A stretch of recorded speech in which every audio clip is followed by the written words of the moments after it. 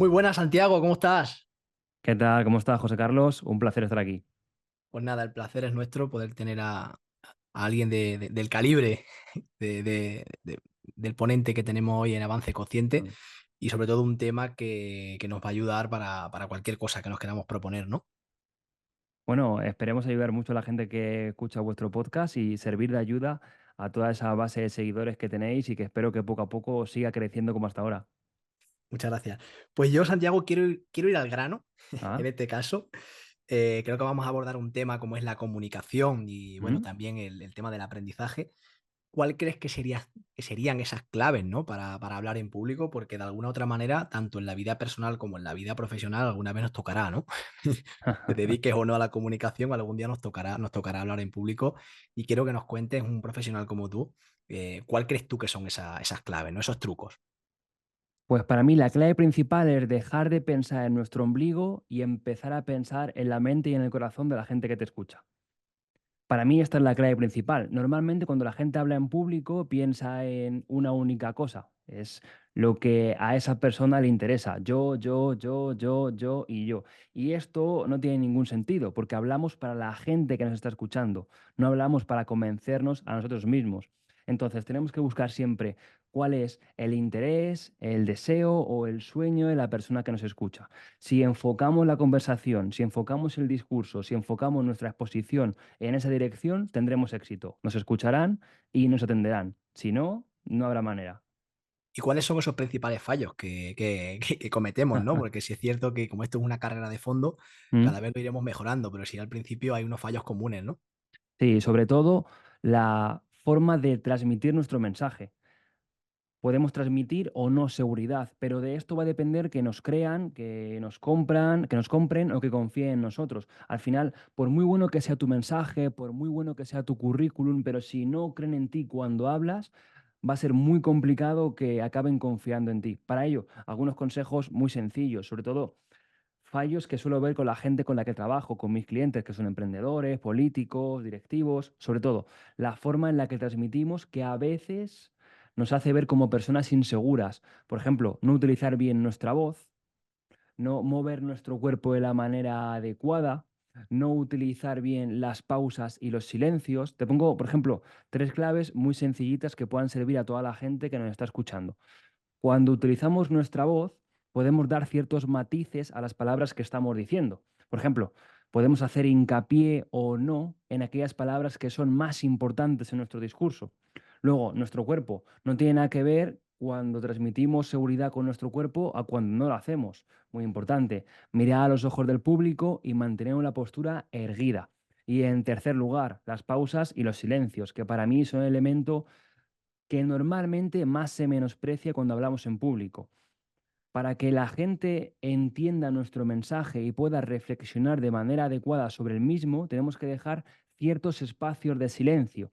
En muchas ocasiones se producen malentendidos y no es por falta de inteligencia o por falta de conocimiento entre los interlocutores, sino por falta de silencios en los que la persona que te escucha pueda reflexionar sobre lo que tú acabas de decir. Así que después de una cosa que digas que sea importante en tu discurso, deja un buen silencio para que tus palabras resuenen en la mente del espectador. Sí, porque entiendo que tendrás que recoger algún tipo de feedback, ¿no? Siempre es, para mí, es un consejo clave. Yo siempre digo que la diferencia entre el buen comunicador y el comunicador excelso es que el comunicador excelso es capaz de manejar los tiempos durante su exposición. No es lo mismo que una persona piense y prepare una exposición y la haga siempre de la misma forma, independientemente de la gente que la escucha. Sin embargo, el gran comunicador es capaz de adaptar su mensaje en función de la información que le da al público. Por ejemplo, cómo le mira o no le mira, la información que le transmite mediante su lenguaje no verbal, y en función de esto adaptamos un poco nuestra exposición. Por ejemplo, si yo veo que la gente está mirando el móvil, está un poco distraída, ¿qué voy a hacer? Captar su atención. Voy a darle un poquito más de intensidad a la forma en la que yo hablo. Voy a introducir preguntas retóricas. Voy a introducir alguna anécdota que capture esa atención. Si te das cuenta, esta es la diferencia entre un buen comunicador y un muy buen comunicador. ¿Y qué trucos, Santiago, qué tres trucos nos darías para no quedarnos en blanco, ¿no? Porque muchas veces esto pasa, ¿no? lo puedes haber hecho 100.000 veces, pero, joder, Sí. se te queda un poco ahí Este es, afectada la José amígdala. Carlos, el mayor miedo de la gente que habla en público es quedarse en blanco. Lo primero que tenemos que saber es que perder alguna palabra de nuestro discurso original, del que hemos pensado en clase, del que hemos pensado en casa, es normal. Demos una conferencia o demos una clase. Entonces, no seamos tan críticos con nosotros mismos, no seamos tan rígidos. Si alguna palabra no sale como esperabas, no pasa nada, sigue adelante, porque solo tú sabes lo que debería ocurrir en cada momento. Eso sí, si dices, vaya, me he quedado en blanco, disculpad que estoy muy nervioso y he perdido el hilo. Fracaso absoluto. No podemos decir eso. En el caso de que lo digas, la gente va a juzgarte por haberlo hecho. Sin embargo, si yo me quedo en blanco, pero me quedo callado y tomo tiempo para pensar, nadie se da cuenta. ¿Que necesito un poquito más de tiempo, José Carlos? Muy fácil. Voy a mi mesa, bebo un poco de agua. A todo el mundo se le perdona que beba agua. Y mientras tanto, yo sigo pensando qué decir. ¿Que necesito aún más tiempo? Pues tenemos algún truquito que es un poquito más canalla, más sinvergüenza. Por ejemplo, hacemos una recopilación. Bueno, y hasta ahora hemos visto los punto uno, el punto 2, el punto 3, el 4 y ahora vendría el 5. Pero antes de seguir, porque yo no me acuerdo del punto 5, me gustaría preguntaros, para vosotros, ¿qué debería venir a continuación en esta charla? Tú, mientras tanto, sigues pensando, porque ellos también lo están haciendo. Y mientras que ellos piensan, tú recobras el hilo. Si te dicen alguna opción y no has recordado lo que viene, dices, correcto, eso es lo que viene a continuación. Y seguimos con ese hilo. Que tú ya has recuperado el hilo, le dices, es una gran idea. De hecho, podemos hablar de ello al final de la charla. Pero lo que yo quería deciros realmente es aquello que has recordado en este tiempo. La clave es buscar tiempo y manejar esos espacios temporales a tu favor. Que tú los domines y que no sean ellos los que te dominen a ti. Totalmente. ¿Y qué papel Mm. juega la preparación, Santiago? Porque entiendo que para evitar este tipo de situaciones, de no quedarnos en blanco y de alguna otra manera tener esa fluidez en cualquier tipo de presentación, tendrás que traerlo bastante ensayado, ¿no? Claro, claro. Al final, la preparación es clave y de hecho es el consejo que menos gusta escuchar a la gente. Cuando me dicen, Santiago, dime el consejo más efectivo para hablar bien en público. Digo, ensayar y prepararte muchísimo. Vaya, yo esperaba el truco mágico, la varita del cuento de hadas que me salvase, ¿no? Y no existen recetas mágicas. El consejo más arduo de escuchar, más árido de escuchar, pero que mejor funciona es practica, practica y practica. Por tanto, aquí es muy importante practicar de la manera adecuada. Normalmente en nuestro sistema educativo no nos enseñan a hablar en público y lo que hacemos tradicionalmente a la hora de preparar una charla es coger un papel en blanco, empezar a escribir lo que queremos decir y leerlo una y otra y otra y otra vez.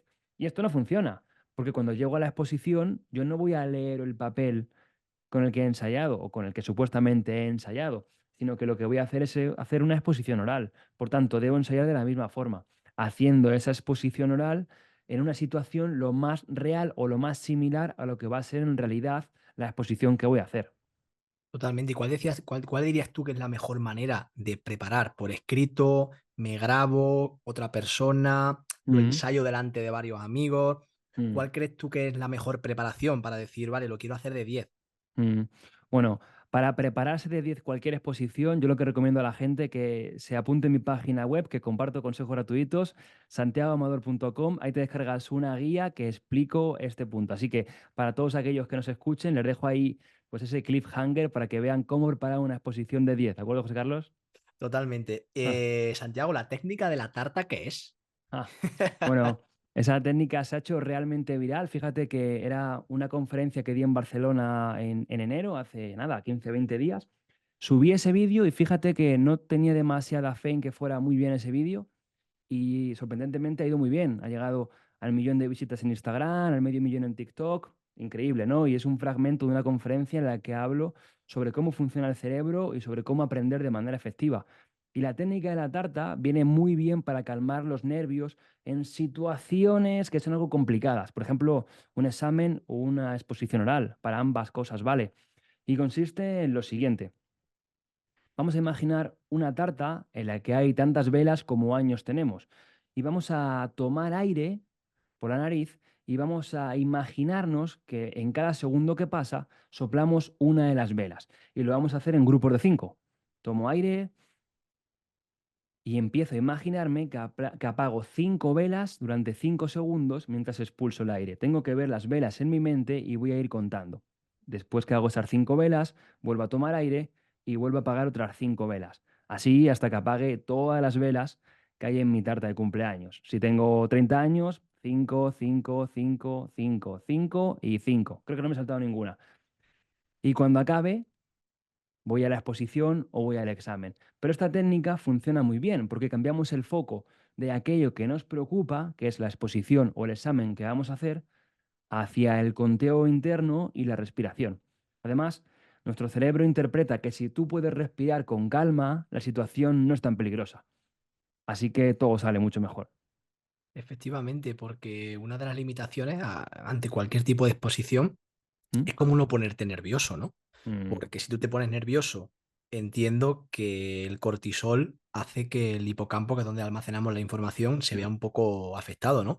Y mm, a colación de esto también quiero ir a qué papel juega el aprendizaje, es decir, qué sí. papel juega la memoria, porque yo para exponer algo es mucho mejor que yo previamente lo haya aprendido, lo haya interiorizado, que no tenga que memorizar y escupirlo, entiendo, Mm, ¿no?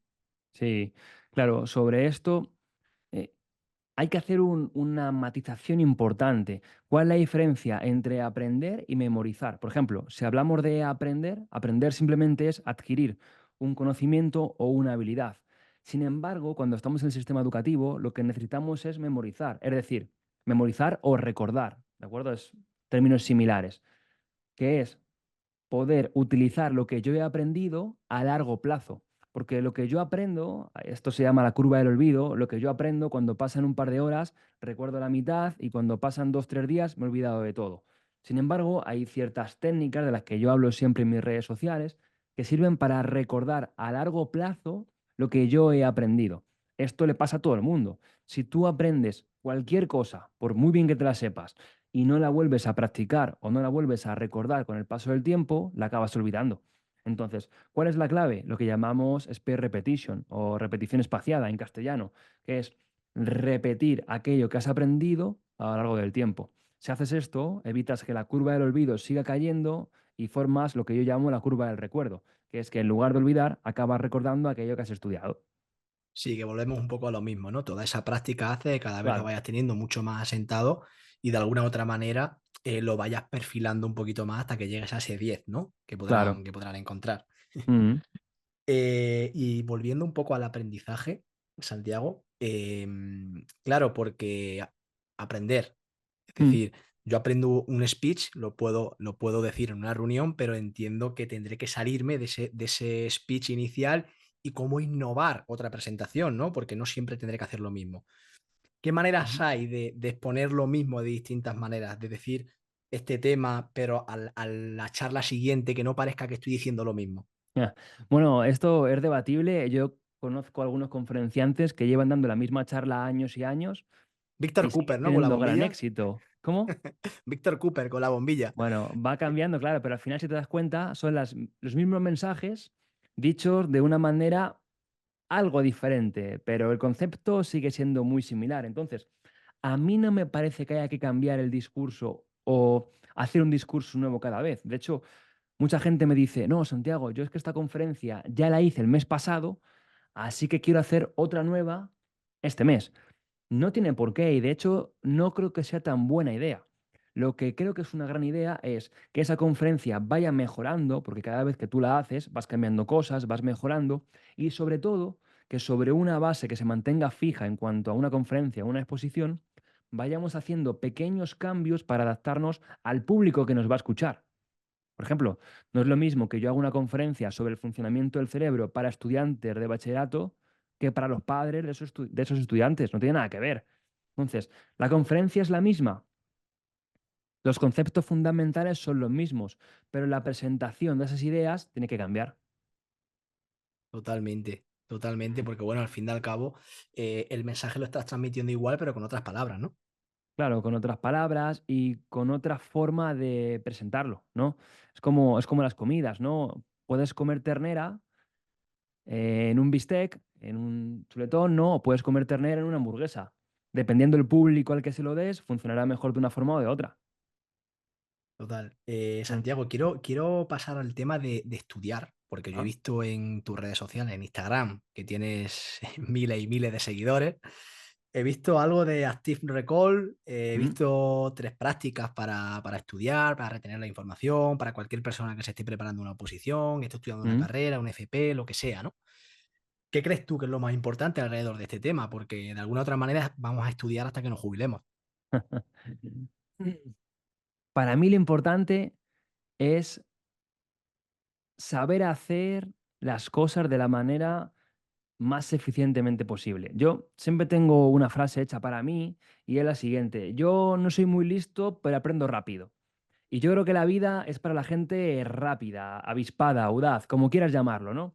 Y yo siempre he intentado buscar las formas de hacer lo que tengo que hacer lo más rápido posible y de la mejor manera. Yo cuando tenía que estudiar me decían, no, hay que estudiar 5 horas. Y digo, bueno, ¿y si consigo estudiar esto en una hora, qué pasa?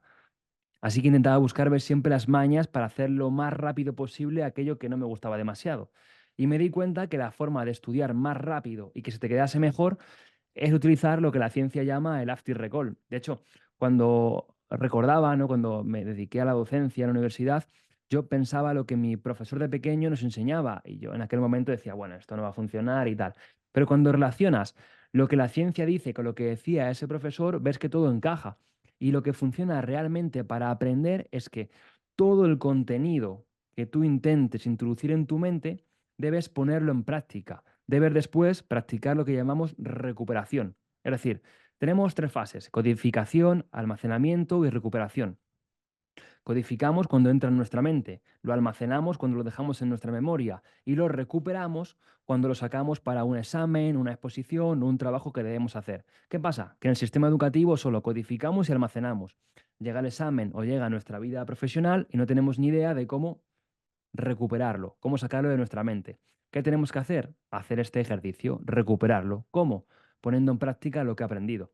Haciendo prácticas, haciendo exámenes de prueba, haciendo exposiciones contando lo que has aprendido. Eso es el Active Recall. Y Poner en enseñar, práctica lo que ¿no? has hecho. Y enseñar, claro. Es una parte muy importante del Active Recall, eso es. Esto se le llama la técnica Feynman. Consiste en enseñar aquello que tú has aprendido, enseñar a otras personas o simular que enseñas a otras personas. Si haces esto con cualquier tema, lo aprendes mucho más rápido. Sí, porque entiendo que enseñar está en la cúspide de la pirámide del aprendizaje, ¿no?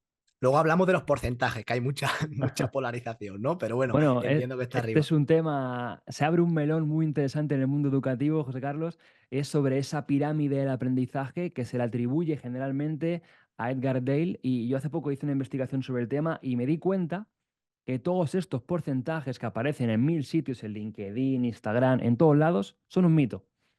Fíjate qué curioso.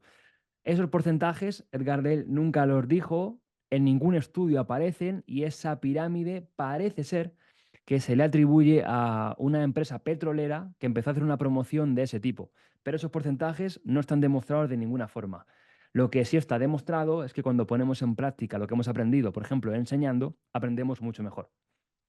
Totalmente, porque de alguna otra manera te lo estás enseñando a ti, ¿no? Lo que Mm, enseñas te lo enseña. Porque para tú poder enseñar, primero lo que tú dices, tienes que haber pasado esa fase de codificación, de mm. almacenamiento y luego de recopilación para poder exponerlo, ¿no? Claro, Entonces yo, además que esto es una frase muy típica del mundo educativo, la decía Albert Einstein de manera similar, y es que para poder explicar algo tienes que entenderlo a la perfección.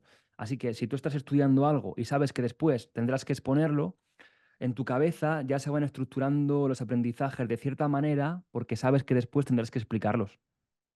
Mm. pues qué bueno eso, no lo sabía. O sea, aprender con que lo, es decir, yo esto que estoy aprendiendo voy a tener que exponerlo en X días.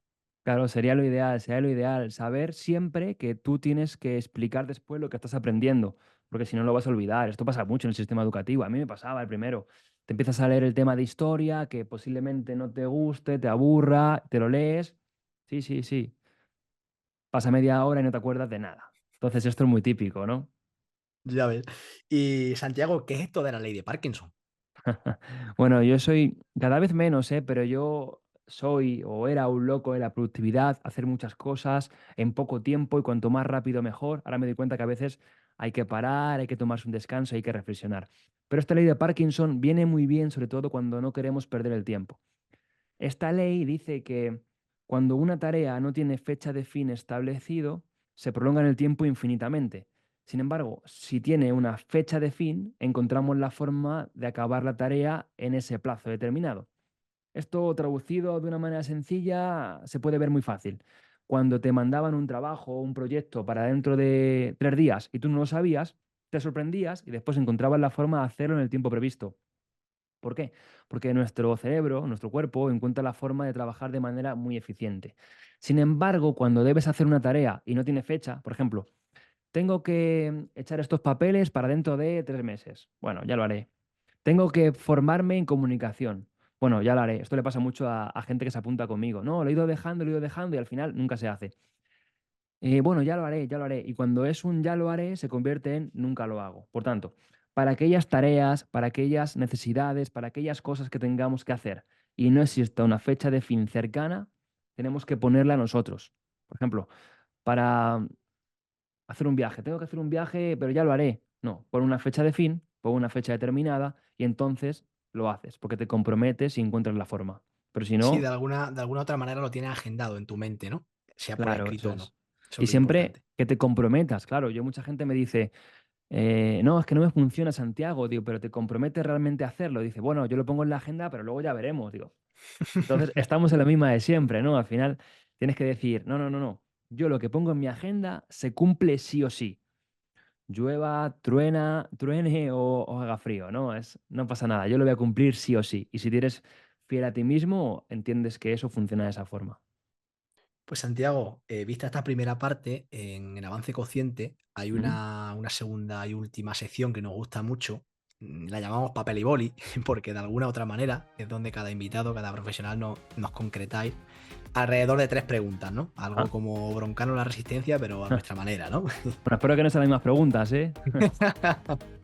La primera es, bueno, ¿qué le recomendarías a tu yo de hace 10, 15 años? Qué buena pregunta, me encanta. Le diría que pensara menos y que actuara más. Mi yo de hace 10, 15 años le daba muchas más vueltas a las cosas de las que le doy ahora. Y cada vez me doy más cuenta que la diferencia entre que algo salga bien y que no salga bien es la acción. No hay ideas buenas o ideas malas. Hay personas que llevan a la acción las ideas y hay personas que no llevan a la acción las ideas. Y esto lo veo mucho. La única diferencia entre la gente que tiene éxito y la que no es ponerle acción. Veo todos los días, veo miles de ideas, José Carlos, pero miles de ideas que me cuentan por Instagram. Santiago, tengo esta idea, ¿crees que irá bien? ¿Crees que irá mal?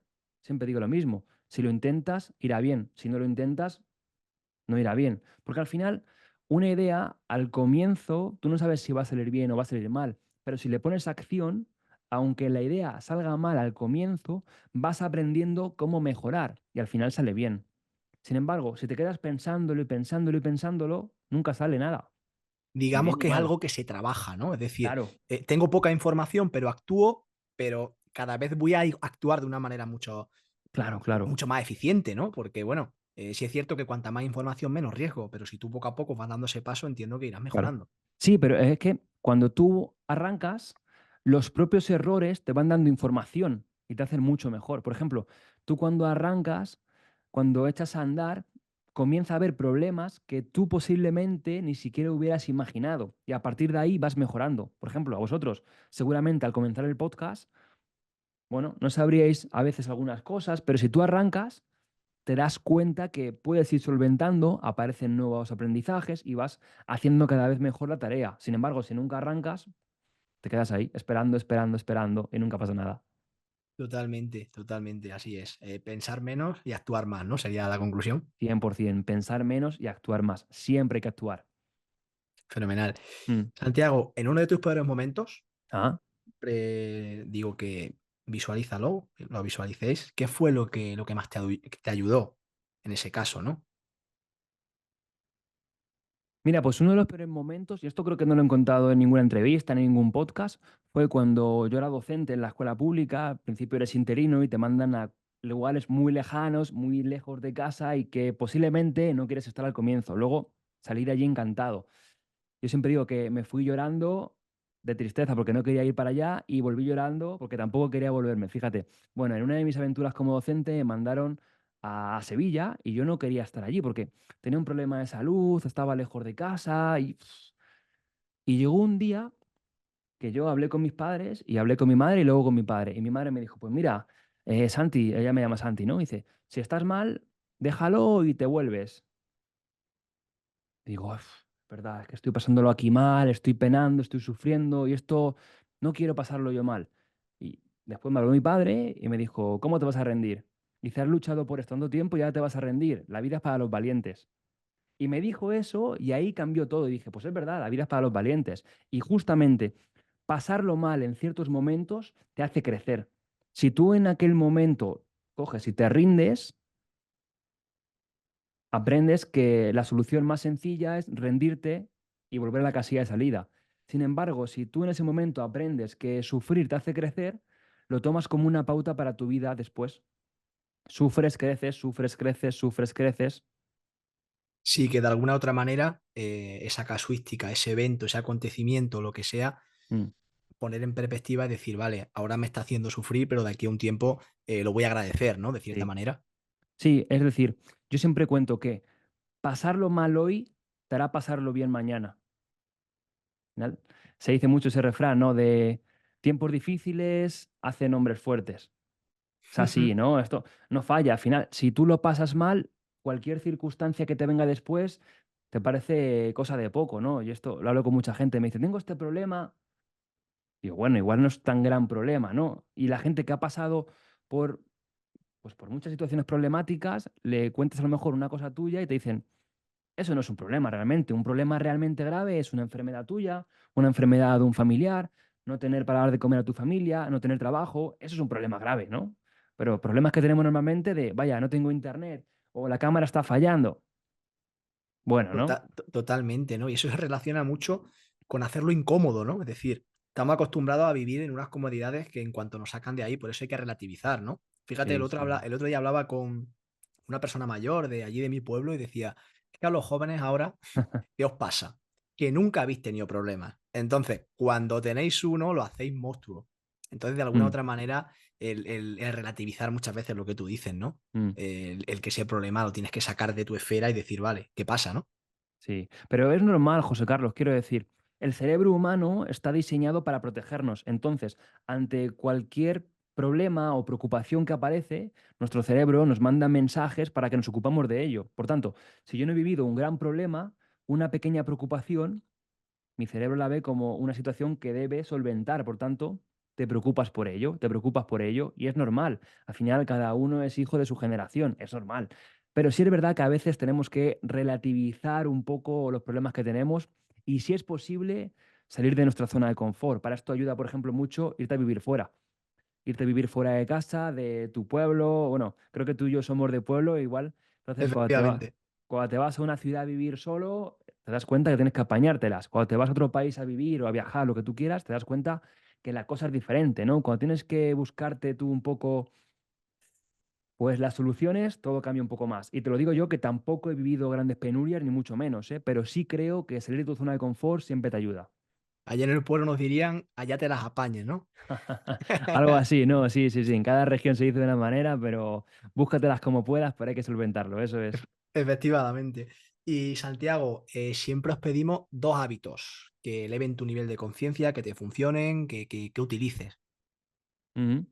Vale, voy a decir uno que creo que es muy típico y otro que creo que es menos típico. Uno que creo que es muy típico, pero que está demostrado por la ciencia que mejora en todos los niveles, a nivel físico, mental, emocional, todo, es hacer deporte al menos 4, 5 horas a la semana, si es posible. Y si no es posible, buscar la manera de hacer un poquito de deporte cada semana. Si no puedes hacer una hora de deporte al día, haz media hora de deporte al día. Si no puedes hacer media hora de deporte al día, camina 20 minutos. Si no puedes caminar 20 minutos, camina 10 minutos. Pero cualquier tipo de actividad física es muy beneficiosa para nuestro cuerpo y creo que más beneficiosa de lo que la gente cree. Muy beneficiosa. Y luego un hábito que yo tengo que mucha gente cree que es una tontería, pero a mí me encanta, y es tomar el sol. Yo soy una persona de una tierra cálida y donde no hay sol creo que me cuesta mucho vivir. Ahora estoy en un sitio un poco más frío y me cuesta un montón. Por tanto, siempre que hay un poquito de sol, al menos recomiendo tomar el sol 10, 15 minutitos, siempre viene genial. Si es posible, creo que es un hábito que te cambia el humor. Muy buena. Esa Mm. no la habían dicho hasta ahora, ¿eh? ¿Cuáles habían Muy, dicho? Por curiosidad, a ver qué pues puedo mira, interpretar. habían dicho exteriorizar lo que sientes, Ah, salud, deporte y alimentación, sí, todo este tipo de cosas, pero la verdad, caminar, me dijo Luis Garau, que es un copywriter buenísima. bastante famoso, el caminar porque se inspiraba y tal, Sí, pero sí, sí, sí. lo de tomar el sol es bastante bueno, ¿no? Ah. Por lo que Y, veo, te funciona. y una cosa, además de caminar, es que es verdad, porque caminando, el otro día lo puse en un post de LinkedIn, si no me equivoco, y es que hay estudios que demuestran que las mejores ideas aparecen cuando estás haciendo una tarea que no tiene relación con el proyecto que estás solventando. ¿Por qué? Porque cuando damos un paseo o nos damos una ducha, hacemos deporte, digamos que nuestro cerebro empieza a conectar todas las ideas que están en nuestra mente y al final conseguimos la mejor solución sin casi darnos cuenta. Por tanto, toda la gente que tenga un problema del que no sepa cómo salir actualmente, paseíto de media hora, 40 minutos, una hora, sin móvil, sin ruido en los auriculares, que es algo muy difícil actualmente, y vas a ver como que al principio es difícil, pero al final se te ocurren muy buenas ideas. Sí, todo será cuestión de práctica. Eso es. Quiero terminar, Santiago, con una pregunta bueno, a alguien que tiene 1 millón de seguidores o más de 1 millón de seguidores en redes sociales, te quería preguntar personalmente cómo manejas tú toda esa aprobación social que de alguna otra manera el exponerte todos los días Mm, tiene cosas buenas, pero también tiene sí. cosas no tan buenas. ¿Cómo llevas, no, esa validación social de la que Mm, hablaba también Maslow, de su mm, pirámide, de autorrealización, etcétera, etcétera? ¿Cómo llevas todo esto, no? Porque tú mm, tendrás un entorno que te conoció cuando empezabas y sí. que te ve ahora con miles y miles de seguidores y de alguna otra manera tendrás que sobrellevarlo, ¿no? Mm. Sí, la verdad es que es un tema muy complicado, José Carlos, y yo lo digo siempre, ni eres tan bueno cuando estás arriba, ni eres tan malo cuando estás abajo. Yo intento seguir siendo la misma persona y sobre todo intento mantener los pies en el suelo. Por ejemplo, cuando das una charla entre 500, 1000 personas, como he tenido la suerte de dar alguna este año, parece que eres el rey del mundo, ¿no? Todo el mundo te quiere saludar, todo el mundo te pide fotos. Sin embargo, tienes que recordar que cuando sales de esa charla, te conoce tu familia, tus amigos y poco más, si no se para nada.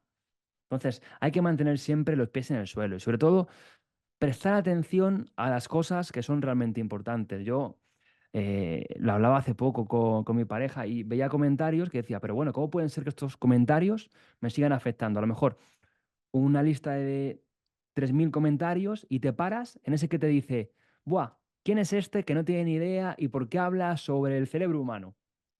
Y te quedas con ese comentario. Y como te decía antes, nuestro cerebro está preparado para preocuparnos porque considera que es un problema.